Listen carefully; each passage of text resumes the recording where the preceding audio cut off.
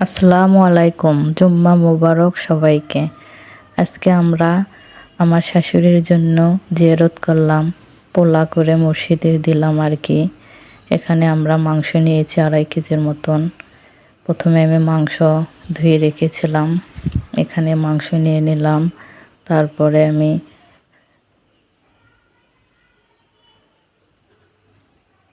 পেঁয়াজ কুচি দিব পরিমাণ মতো।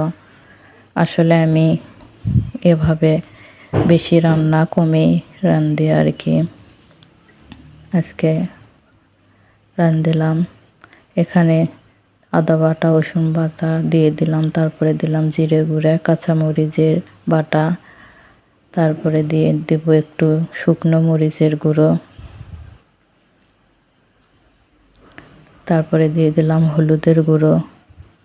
এখানে মশলা দালচিনি, লং, গোলমরিচ, সাদা ফল, এলাচ সব কিছু দিয়ে নিলাম আন্দাজ মতো।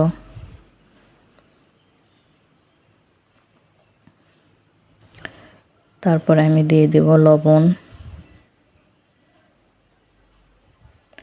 এরপর তেল দিয়ে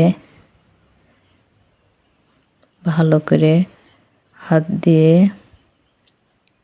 মাখাবো আর কি।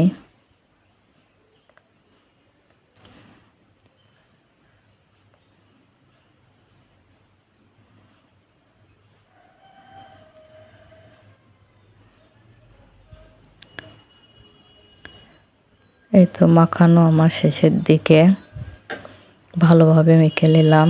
এরপরে মরিচ বাটার পানি একটু দিব,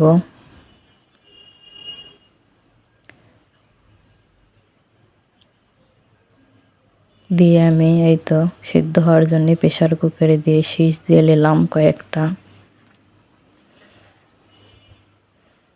এই তো এখানে আমার মাংসটা সিদ্ধ হয়ে গেছে। এবার আমি একটু নেড়ে চেড়ে দেখে নিব।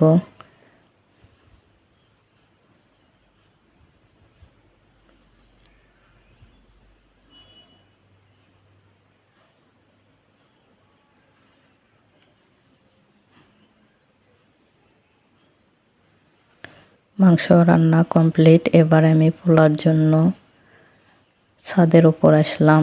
এখানে চুলায়, মাটির চুলায় বড় পাতিলে পেঁয়াজ কুচি দিয়ে তেল দিয়ে নিচ্ছি, দিয়ে তেজপাতা দিয়ে নিলাম। তারপরে একটু নেড়ে চেড়ে ফল, দালচিনি, এলাচ মশলাগুলি দিয়ে নিলাম। তারপর আবার নেড়ে চেড়ে বাদামি কালার হয়ে আসলে আমি চাউল অল্প অল্প করে তুলে দিচ্ছি। একবারে অতগুলো চাউল দেওয়া সম্ভব না। এবার নেড়ে চেড়ে পুরো চাউল আমি দিয়ে নেব। এই তো আমার চাউল দেওয়া শেষ। এবার আমি ভালো করে ভেজে নেব। এখানে একটু অন্ধকার অন্ধকার দেখা যাচ্ছে আর কি, ক্যামেরাম্যান ঠিক মতো ধরতে পারেনি। আজকে আমার ক্যামেরাম্যান ছিল আমার মা। এখানে পানি দিয়ে নেড়ে চেড়ে নিলাম। তারপরে মাংসগুলো দিয়ে দিলাম,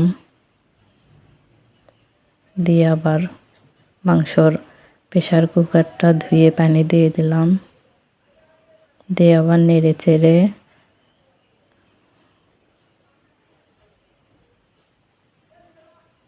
একটু লবণ দিয়ে ঢাকনা দিয়ে ঢেকে রেখে দেব। কিছুক্ষণ পরেই তো আমি একটু কাঁচামরিচ দিয়ে জিরের গুঁড়ো দিয়ে একটু নাড়াচাড়া করব।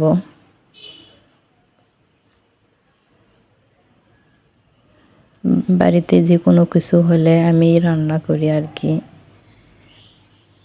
আর বেশি বড় হলে গ্রামের বাড়ি গিয়ে সবাই মিলে রান্না করা হয়। আজকে ছোটোখাটো করে আমার শাশুড়ির মৃত্যুবার্ষিকী আর কি, তাই পোলা করে মসজিদে দেওয়া হলো।